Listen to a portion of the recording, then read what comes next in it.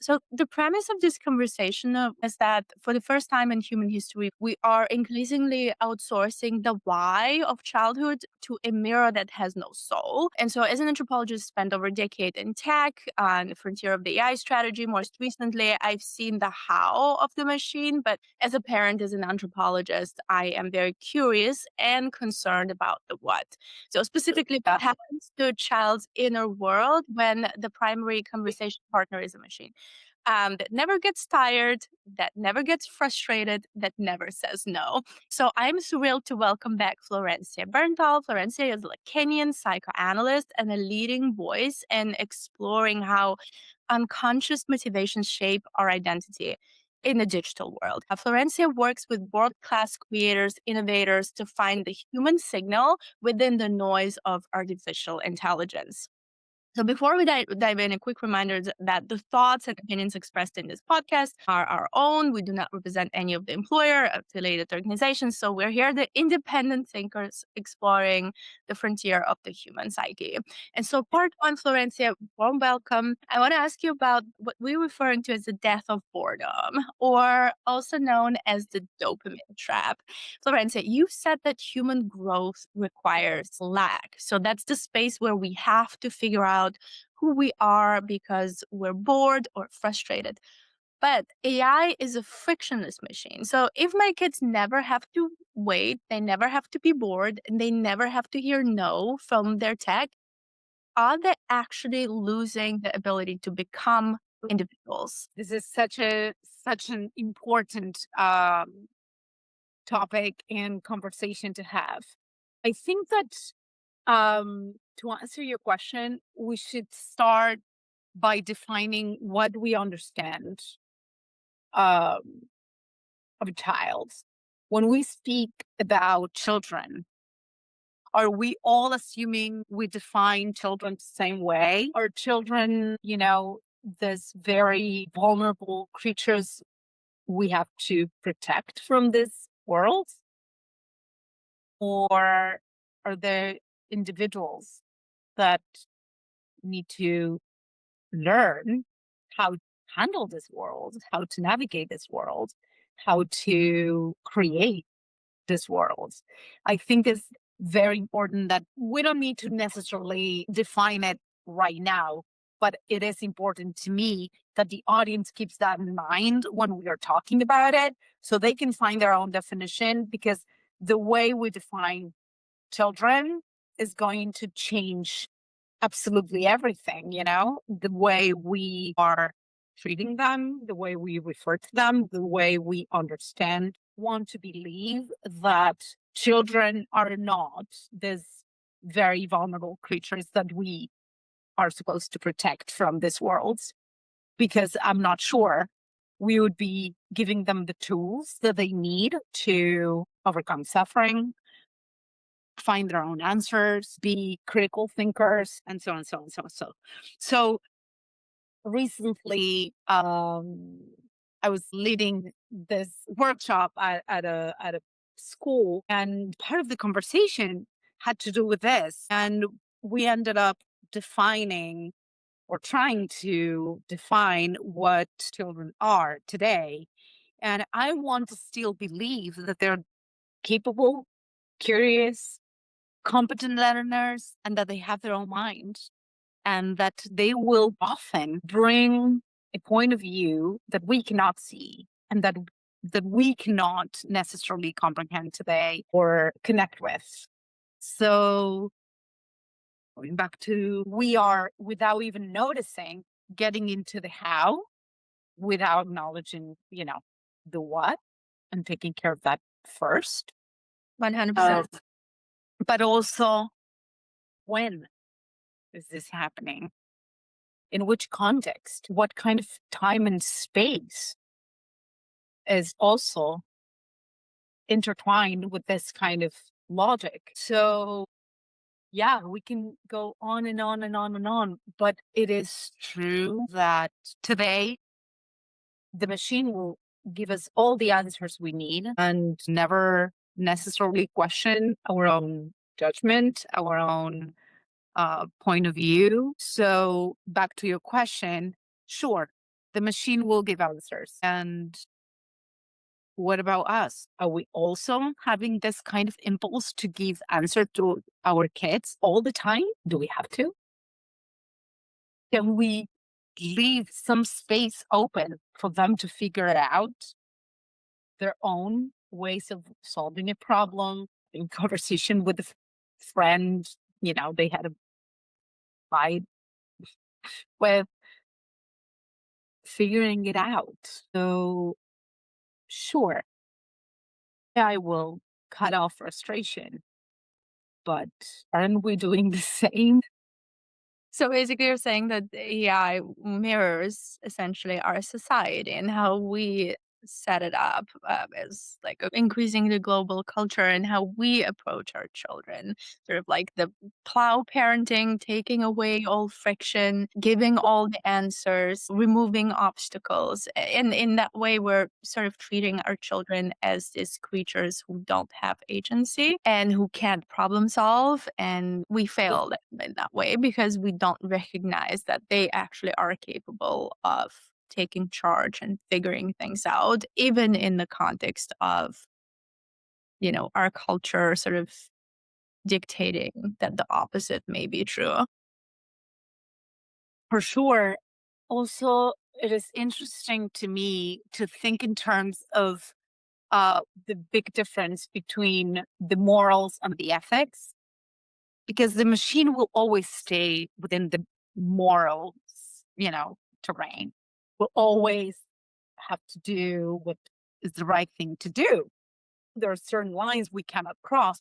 And this is the conversation that, it's a bit off topic, but we know studying AI that it is very present all the time, the legal aspect of it, how we're not supposed to cross certain boundaries. So while the machine is answering at that level, for sure, we are as humans searching for the same kind of, balance all the time, never questioning if what is good socially, culturally, is actually ethically aligned with who we want to be for our children, for ourselves, who we want them to be as well in the future. And this particular complicated idea that, wow, the world shouldn't be the way it is. We're navigating a crazy time that it is so complex, that is so unfair, that is so difficult, whatever you want to call it. But that is also problematic because, okay, the world should never be what it is. All we have is A, how do we navigate the world we have right now? How do we deal with the things we need to deal with in life right now? And therefore, what is the kind of world we're going to create for the future? I'm not saying it's a simple enterprise. It's not supposed to be easy, but it could be simple if we know exactly where we're going, what is the direction, what is the path. For that, we need to make decisions, but also it's very important that we keep in mind that we are the ones that are supposed to bring that kind of orientation and that kind of guidance to our children. So it goes pretty philosophical, and to me, it's like hitting on several points. So one is, what is normal? How do we decide to define what's normal and what's not, and try to rein it in or control it? And then the super interesting notion, the thing you brought up, morals versus ethics, and how we perceive what's sort of liminal or what's on the edges, like what's not fitting in. And I think with regards to the children's behavior, I think children are actually probably like the perfect examples of when, as a parent, you go through um, realization that they will challenge sort of the imposed boundaries of normal. if you've seen a toddler, how they, or even like older children, how they effectively challenge everything that we would consider, like nice, be nice, be like a certain Mhm. way. And in that way, we tend to perhaps take away that agency, but also take away the agency from ourselves. So that was like my sort of aha moment while you were talking. I thought of the comparison, right? So if we treat our children like this, almost like objects to be managed, are we doing ourselves a disservice? Are we treating ourselves as, you know, beings who don't necessarily have the agency to shape our reality and to shape our world? We're sort of like the world is happening to us. It's like such a scary place. Let's create all these rules and then make everyone like play by those rules. And if we see any kind of deviation from the norm, that's a threat. And so we kind of put ourselves into boxes, which makes it harder, right? Like you can't box a human being. It's going back to AI and technology, the way it's written, the way code reflects on our reality, it's completely the mirror, right? It doesn't have its own sort of agency, so it's almost like if we abandon our sense of agency, that's the space that we're creating in the tech side. But bringing that back in might actually help us come up with better versions of that augmentation Mhm. versus imposing something a little bit more restricting or just always agreeing, always just not questioning the status quo that we effectively made the status quo. I hear you. I hear you. You make me think of back to the beginning when you were referring to the how and the what. I just have this question. You know, maybe we do know what the machine is capable of and we know what it is, but we don't know how to use it as a tool because who could deny that it's useful if we know how? Maybe there's something there. It's just interesting. It's an interesting question. But back to what you're saying, absolutely. Do we give ourselves permission to question each other, to kind of get together to certain answer collaboratively, or we have to live in this kind of, in the realm of that brings a lot of safety in which like, okay, got it. Th- this is the right thing to do according to, I don't know, whatever we understand that should be fine. And that's what we pass along. And if our kids, back to the main question, are frustrated or bored, we're like, okay, just, keep on going. It's going to get better. It's going to be okay. Don't worry about it. It's part of it, right? And if we don't do that, then the question is, are we raising children who are operationally perfect but psychologically empty? Because they're not used to handling any friction. And they're trained to fit in specific models that actually don't allow them to understand themselves. And that can create a lot of issues in later in life. Absolutely. Absolutely. And I go back to the main point. Aren't we doing the same thing all the time? Yes. Our children will follow us. And if we are as disoriented as we are right now, they will just follow that kind of disorientation by default.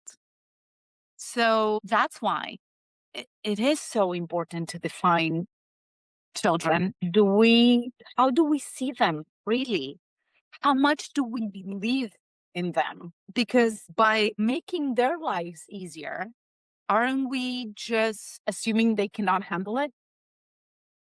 So then we don't necessarily believe they're capable of finding their own answers. And to add another layer of complexity to it, are we open for them to have that kind of agency and come to us with certain questions we have no answers for. So then we are the ones that need to deal with our own emptiness at that level.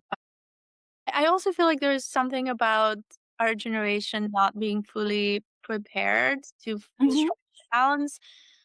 Just like from most recent example, when my boys asked me what is PMS, and I realized that I was like a grown up when I learned about how it actually works and the whole process of the cycle and how the eggs are made and how you feel amazing because you're gonna build human life and how you crash when it doesn't happen, and it's like a combination of hormones and explaining like how your brain like shoots signals into your body. And so I made an effort to give them a very scientific explanation. Of course, they asked it at the bad time, right? Like it's, with bad time, that's when they ask like this really big question so they can procrastinate. And I was like, no, this is important because I don't want them to think, PMS is just like the thing that you label people with. I had to call them irrational. I'm raising 2 boys. I'm being very mindful of those things. And so when I gave them the explanation, they were like, "My god, mommy, that sounds so rough." And I was like, "Thank you. It is. It is really rough." Right. But with these questions, that was like a bad time. I would like sit with them until they fall asleep and I will tell them the whole story. But, sometimes I have to run, I have to do things, and they ask me something really profound. And I'm like, can you just ask Google? Because we have the Gemini speaker thing. And I'm like, can you just like check? Like, I really don't know. So how do you find that balance in this world where sometimes you sort of give the explanation that was never given to you, by the way? Like, my mother never sat down with me and talked to me about PMS. I'm not sure she was aware of, like, what it was exactly, let alone my father. But I feel like everyone needs to know these things, but we as a generation are, like, sort of figuring it out, and you have technology to aid us with some of those difficult questions, but, like, how do you actually strike the balance of, being present and earnest with the children versus, like, in the moment, I wanna outsource that question because I just have to run. Super interesting. Super interesting. Because those questions never come at the right time. I was thinking when you said bedtime, okay, go to sleep. Now I'm tired. Let's talk about it tomorrow. It could also be a potential answer. But I think that the point is going back to time and space. So, back to square one, who's the child? And then how are we going to define time and space? Because in the example you're giving me, I would think, okay, sure. Do we have to give an immediate answer? That also has to do with how we use technology and AI today. It's like, okay, sure. It doesn't matter. Hey, Siri, da da da da, And that's the end of it. Perhaps there's space to, such an important question. That's such an important topic. And I would love to discuss with you.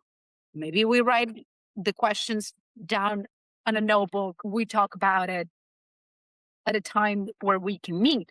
Maybe you can ask Google right now, and then we compare the answers Google is giving with the answers I'm giving you. But mainly, we're missing here a third component.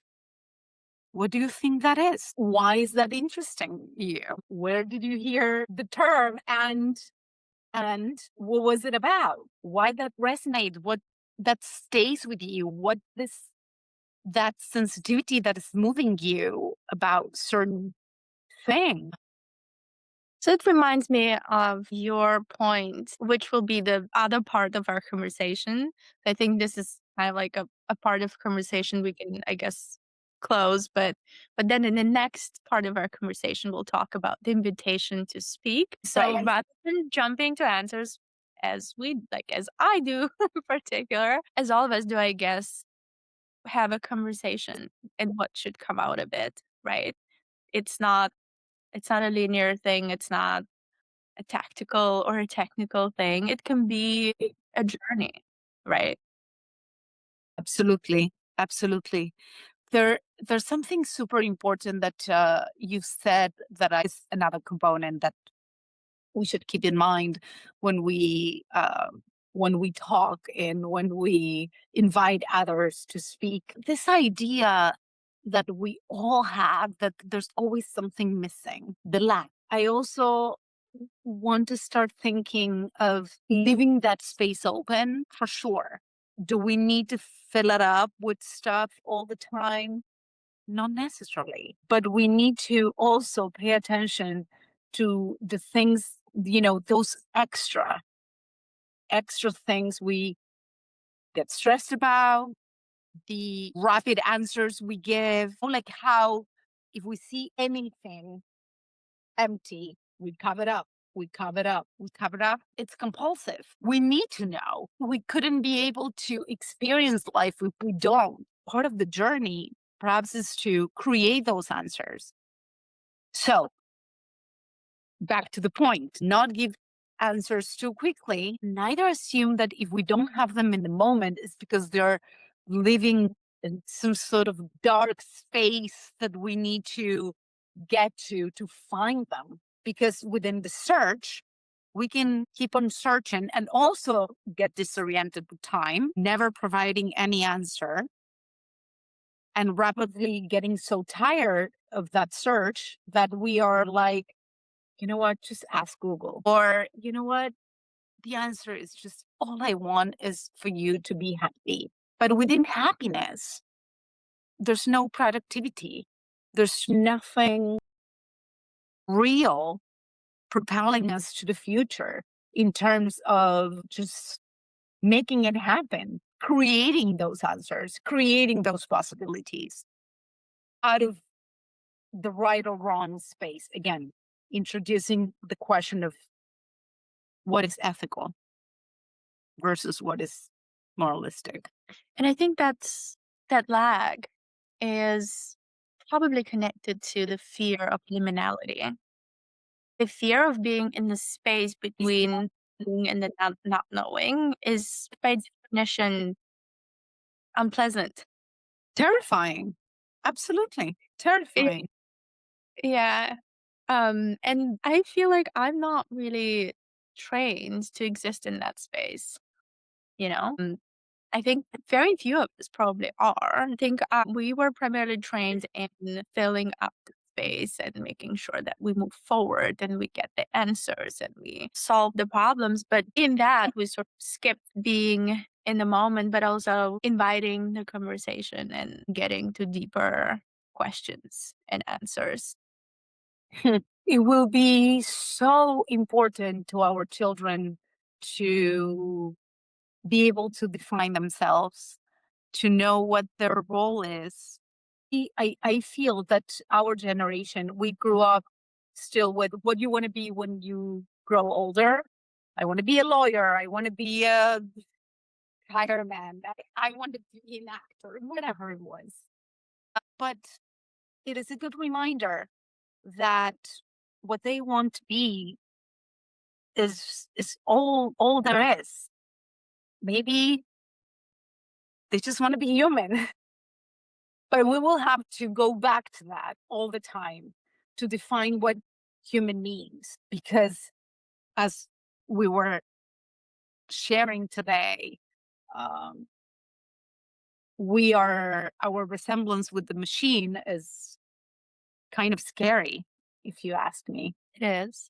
I know we need to wrap this conversation, but we'll continue.